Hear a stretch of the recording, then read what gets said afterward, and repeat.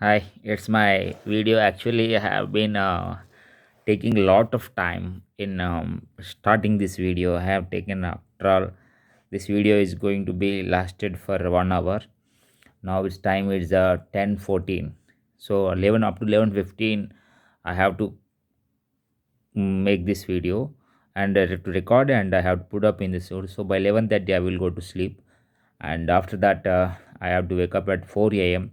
to start my next day with running and all. So today, it's really going to be tough for me to get only 4 hours of sleep at least after the completion of this. So let us see what will happen. So what is this particularly regarding? When I'm going to tell you what I'm going to do about it, why this is important in this perspective. After all, what is the so important about recording this thing? It gives me the confidence. It's not about anything else. It gives me the confidence. Although I don't feel starting it, but mechanically I started it. Mechanically, initially I need to start it mechanically, and then the feeling will comes. Automatically comes. It is a human nature that don't start because I feel doing it, but because I start because I have to do it, and then the feeling comes automatically. So I will put it here. Okay, and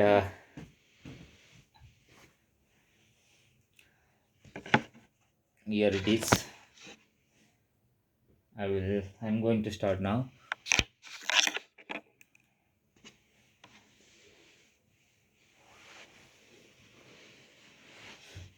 Okay, so in this news articles,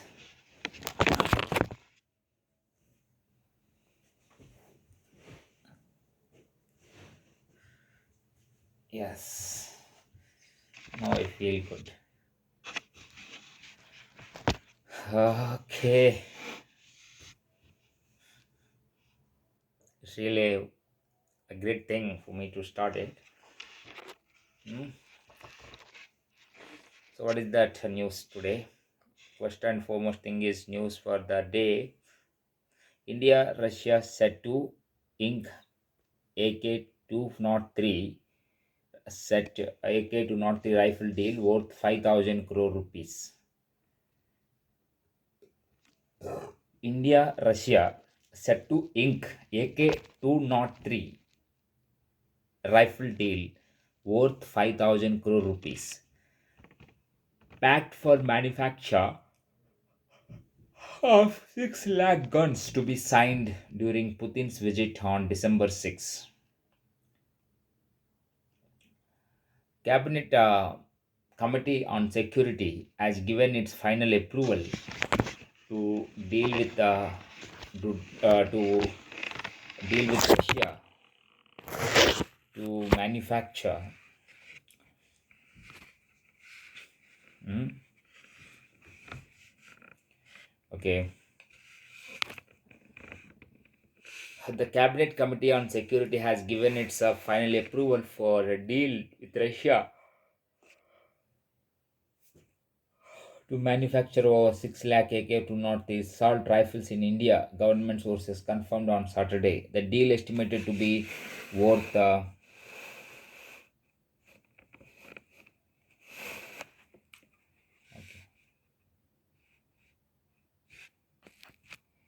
the deal estimated to be worth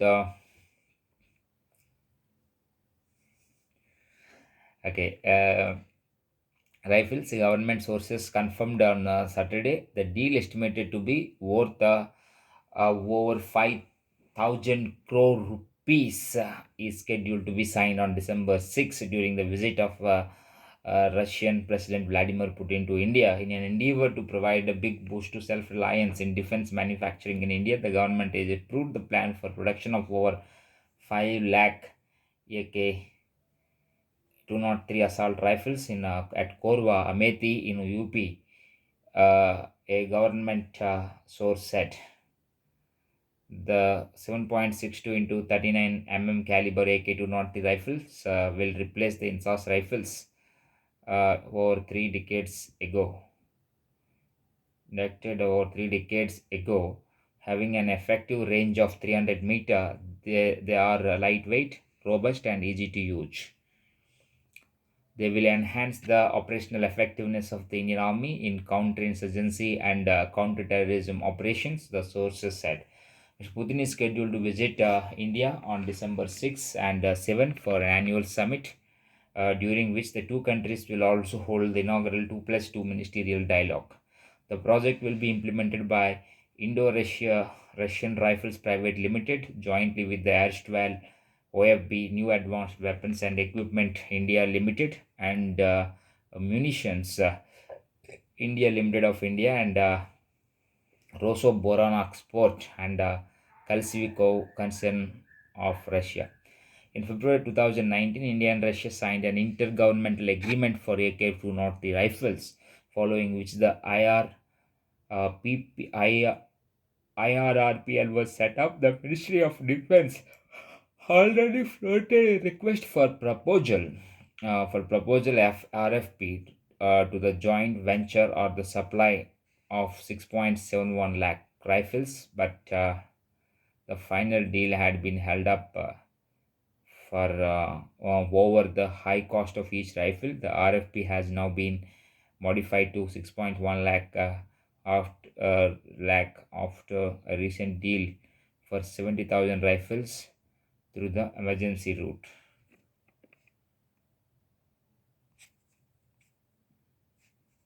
Fresh cases in two states take Omicron tally to 4. The states have either reported a high caseload or some other districts are exhibiting a high positivity rate. They have been directed to increase surveillance of international travelers, continue monitoring of emerging hotspots, and conduct prompt and comprehensive contact tracing of positive individuals and follow up for 14 days. They should send all positive samples for genome sequencing quickly to INSACOG laboratories. SC condemns red tape in sexual harassment cases. Don't make process a punishment for victims, court says. Krishnadas Rajgopal, New Delhi. The right against sexual harassment at workplace is part of the fundamental right to a dignified life, and it takes a lot of courage for a subordinate to overcome the fear to speak up against a lewd superior. The Supreme Court has held in judgment. A bench led by Justice D.Y. Chandrasud said the court should not be hyper technical while dealing with sexual harassment cases and be aware of the odds that a survivor has to overcome to bring to light the sexual misconduct. It is important to be mindful of the power dynamics that are mired in sexual harassment at the workplace. There are several considerations and deterrents that a subordinate aggrieved of sexual harassment has to face when they consider reporting sexual misconduct of their superior, Justice Chandrachud wrote. The judgment highlighted a rising trend of invalidation of proceedings, inquiring into sexual misconduct and hyper-technical interpretations of the applicable service rules. At times, court turns the legal process into punishment in cases under the Sexual Harassment of Women at Workplace Prevention, Prohibition and Redressal Act 2013. The case involved an appeal filed against the Calcutta High Court decision to quash sexual harassment proceeding initiated on the complaint of a border security force constable against the superior. Panel to pursue a farmer's demands with center. Rakesh Tiker, national spokesperson, Bharati Kishan Union said the next meeting is scheduled for December 7 with the next 2 days kept for the government to respond to the SKM and work with the five members committee. Describing the five-member committee as the authorized body to discuss all pending issues with the government, Mr. Tiker said the committee would also decide who would talk with the different state governments. On the SKMs agreeing to form a similar committee, the Tiger said that earlier there was an apprehension that a similar committee might come under pressure to agree to amendments in the formulas. Now that the bigger issue of formulas has been resolved, we feel a similar committee would could take a call. However, the nine-member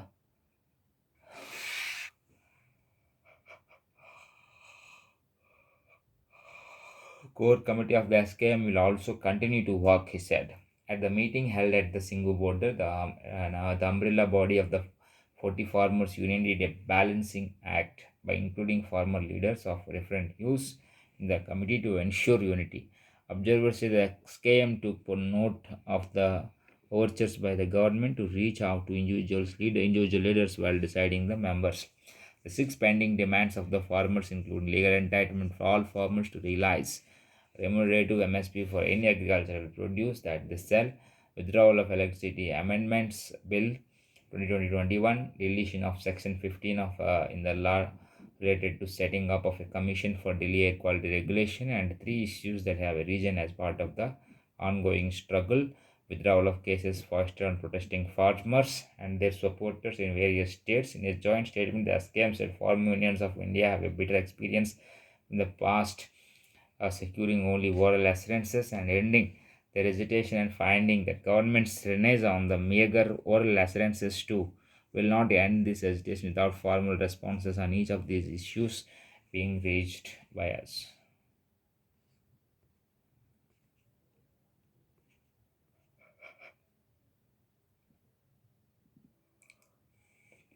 The first charge sheet was filed on Saturday against suspended Mumbai Police Commissioner Parambir Singh. Nitish should address issues raised by me. Bihar Bharatiya Janata Party BJP MLA Nikki Hambrom, who had earlier alleged that Chief Minister Nitish Kumar had used foul language against her at a National Democratic Alliance legislators meeting, said on Saturday that Mr. Kumar was like a guardian to her and that he must address the issue of tribal peoples he had raised at the meeting. The BJP MLA at the Korotia in his scheduled tribe assembly was shocked and hurt over what Chief Minister Nitish Kumar said, which was objectionable. I cannot speak of it again and again, but that was an individual issue, and Mr. Kumar is like a guardian to me. He and Mr. Kumar must address the issues I raised for the welfare of tribal people. A weekend storm Javad drenches coastal Odisha. PK Jana, Special Relief Commissioner Odisha, said though the Indian Meteorology Department predicted a significant drop in wind speed associated with Javad, there was no change in rain forecast for the region. Paradip town in Jagatsinghpur district recorded the highest 60.8.1 mm of rain in the 24 hours ending the 8 a.m. on Saturday. The unseasonal rain has affected crop fields in Puri, Jagatsinghpur, and Ganjam districts. We are worried about the rain, which will cause havoc. The harvesting season is just around the corner. If the crops bend down under the impact of heavy rain, it will be very difficult to get them up again, said Prasant Raut, a villager from Jagdishpur district. As the cyclonic storm weakened during the day, Odisha did not have cry out large scale evacuation. A total of 1,500 persons were evacuated to safer places and 300 pregnant women were shifted. The administration is focusing on dealing with the situation due to waterlogging in low lying areas in the event of heavy rain. The sea condition will be rough to very rough, and fishermen are advised not to venture out along and off West Bengal coast till December 5. Teams of Coast Guard have been deployed in coastal areas of the state. Meanwhile, teams of the state police and National Disaster Response Force have been deployed in the coastal areas. The administration has been making announcement for people to remain alert. Odisha said that though the India Meteorological Department predicted significant drop in wind speed associated with Javad, there was no change in rain forecast for the region.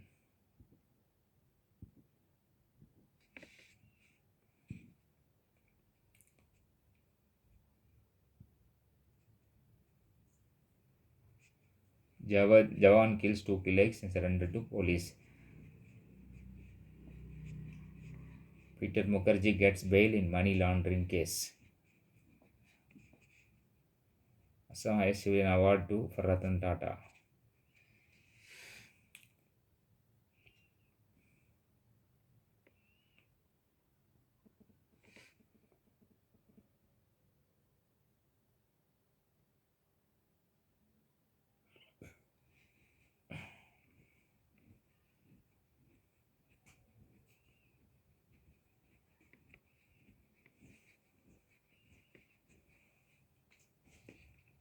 Sri Lanka's Malaya Tamils in dire straits expert. No deaths yet as Omicron grips 38 countries. Could show economic recovery.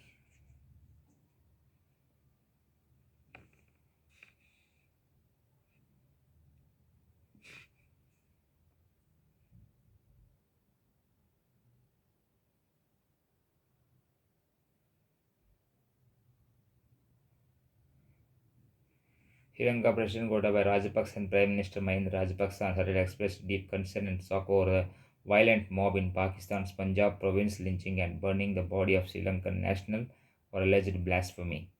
Pakistani Prime Minister Imran Khan spoke to President Gotabaya and Rajapaksa have expressed confidence that Mr. Khan would bring perpetrators to justice. In a statement issued by his office, President Gotabaya, who is currently in Abu Dhabi attending the Indian Ocean Conference, said the act of barbarism is a great shock to Sri Lankans as well as to all those who value humanity. As an ardent friend of Pakistan, Sri Lanka condemns the actions taken by the government of Pakistan, led by Prime Minister Imran Khan, to ensure justice immediately after this brutal assassination. The Sri Lankan government and the people of Sri Lanka look forward with great confidence on the future step that will be taken by the government of Pakistan in this regard, he said. Further, President Rajapaksa said, an extreme activities of any nature creates grave chaos in a society. Sri Lankan Foreign Minister Jill Paris told the Hindu in Abu Dhabi on the sidelines of the conference that his Pakistani counterpart Shah Mohammad Qureshi called him and promised to make available to Sri Lanka all the information from the Prime Minister. Imran Khan also called the president, who offered his condolences and assured us of a full inquiry. The earliest he said, asked if Colombo planned to send team to conduct investigations. Mr. Paris said Sri Lanka would like to allow the investigations in Pakistan to proceed. I will await more information in the next 2 days. They do expect to have more information in the next 48 hours about how such an incident could have occurred. And they have already taken about 120 people into custody, said. Sri Lanka and Pakistan have enjoyed strong and cordial diplomatic ties for decades. PM Khan visited Sri Lanka in February this year following the grisly attack. Both Islamabad and Colombo appeared keen on avoiding a diplomatic flashpoint. While strongly condemning the attack, the Sri Lankan side repeatedly expressed confidence that justice should be served, and the Pakistani leadership reached out swiftly, assuring the same at the highest level. Shocking to see the brutal and fatal attack on Priyatama Diyavadana by extremist mobs in Pakistan. My heart goes out to his wife and family. Sri Lanka and her people are confident that PM Imran Khan will keep to his commitment to bring all those involved into justice. Mr. Diya Vadna, 40, from Sri Lanka's central Kandy district, was employed as the general manager of a garment factory in Sialkot district, about 120 kilometers from the north of Lahore. PM Khan has termed Friday's incident a horrific vigilante attack, and said it was a day of shame for Pakistan. On Saturday, Sri Lanka's parliament condemned the incident and urged Islamabad to ensure the safety of other Sri Lankan workers residing in Pakistan. The Muslim Civil Society Alliance in Sri Lanka, a group of civil society organizations and activities, condemned the horrific killing.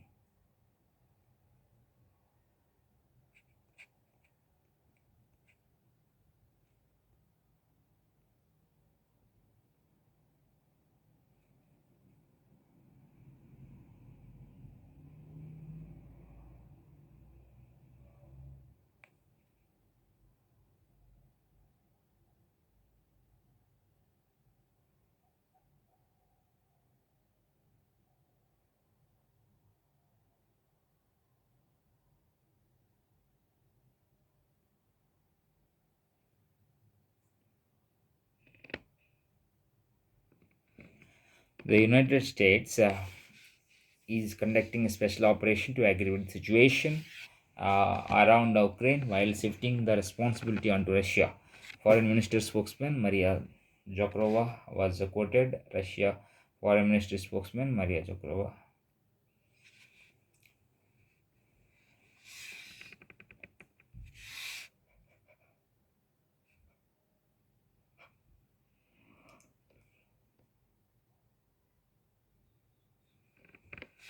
China's Communist Party took American democracy to task on Saturday, sharply criticizing a global democracy summit being hosted by President Joe Biden next week and extolling the virtues of its governing system.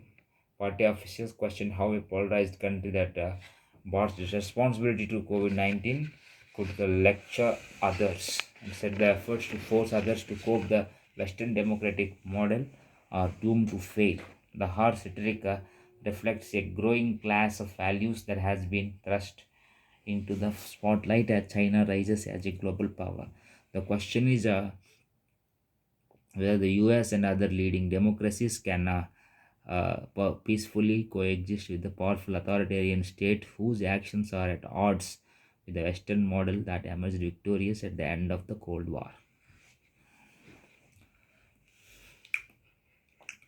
Now we'll go for self control codes. Self control lessons by the Hindu.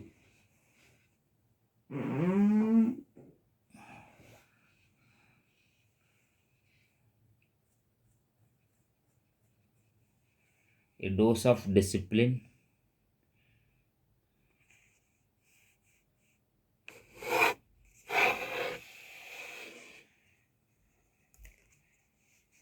Vinas is off for his early morning run, even before most people's alarms with them awake. He then practices the violin for half an hour before jumping into the shower.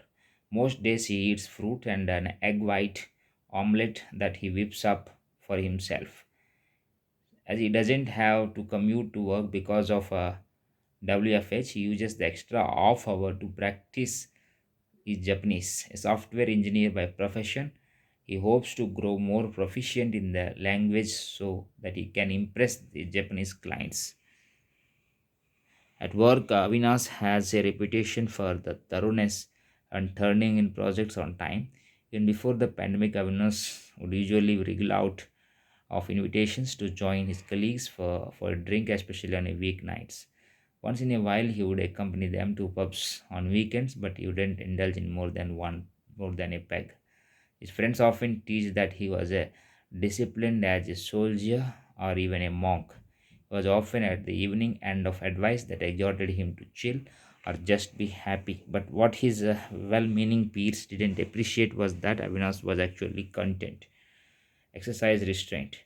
An article in the Time magazine writer Maya describes research conducted by psychologist Wim of colleagues that he found between self-control and self-life satisfaction. Contrary to popular belief, exercising self-restraint doesn't necessarily tarnish a person's happiness, either short term or long term. In fact, measured and methodical people set themselves up for happiness by proactively avoiding tempting situations that are likely to stroke unhealthy cravings and intemperate behavior. In one study, the researchers compared self disciplined people with their more lackadaisical peers by asking them to list three goal conflicts they experience in their daily life. Examples of conflicting goals include whether indulge in the double fudge cake or pick a fruit salad for dessert, or whether you opt to go for running instead of lazing in front of Netflix in the evening compared to their more laid back peers. These with the high self control tended to experience fewer conflicts. In other words, they engineered their lives so that they had to make fewer difficult choices by having to make fewer tough choices and thereby making healthier decisions. Those who exercise high self control end up experiencing fewer gray emotions such as guilt and regret. I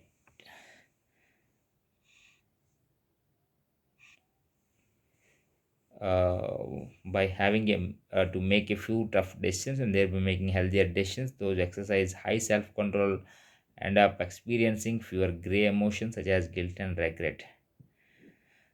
The take home lessons for people who often make decisions that they later you is to try to set your choices such that less salubrious or satisfactory ones are not in the middle of immediate vicinity to bait you.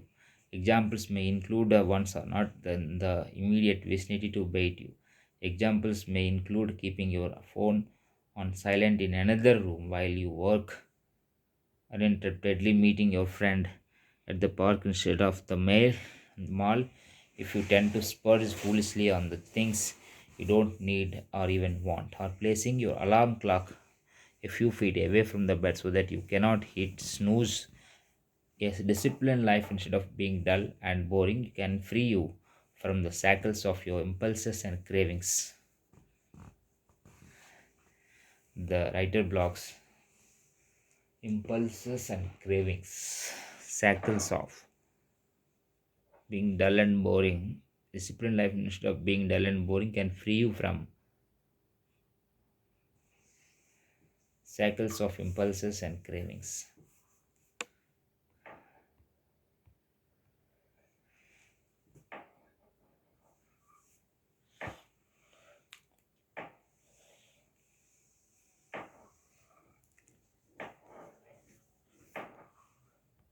Indian dimensions of spirituality. The Indian Hindu dimension of spirituality is our small effort to make our readers know something about ancient India's wisdom, which was precisely preserved in the form of Vedas, epics, Puranas, Upanishads, etc., all of which at more than one occasion have never refrained from the discussion of the human behavior and the methods of self control.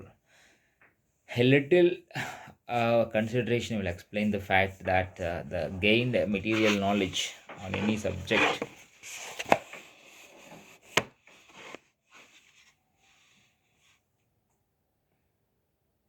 an experience both good and bad, will way to critical thinking, and the process of critical thinking more often is linked to our intellectual and more minds, which in turn connect us with our true selves to let us understand our true nature and the natural principles of the world. The culture is very old and ancient at that time, which is very evident from the Indian history. There are certain things that are very wisely defined due to ancient Indians' vast knowledge and experience over hundreds of generations. The sacred Hindu scriptures like Vedas, Puranas, Upanishads, etc., are derived from the same way and composed by great sages. They are sacred because they speak about the simple and great things to improve our lives. If not looked at within with a standard class approach, an approach should which strains the viewing class as per the existing problems modern India is facing today, like poverty, mediocrity, corruption, and crime, terrorism, etc. Indian history during India's glorious period was always great. It has shown that India was more prosperous at that time, like USA and some European countries are today.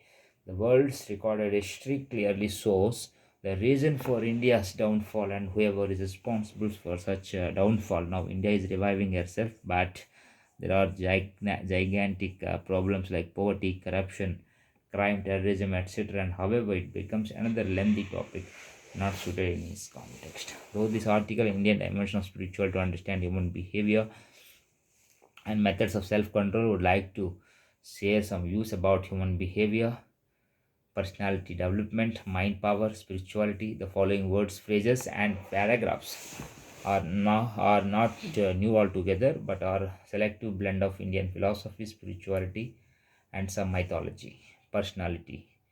The word personality is often misinterpreted by majority of people as something related to good looks, physique, bodybuilding, fashion, and so on. But only such features can't fully make person.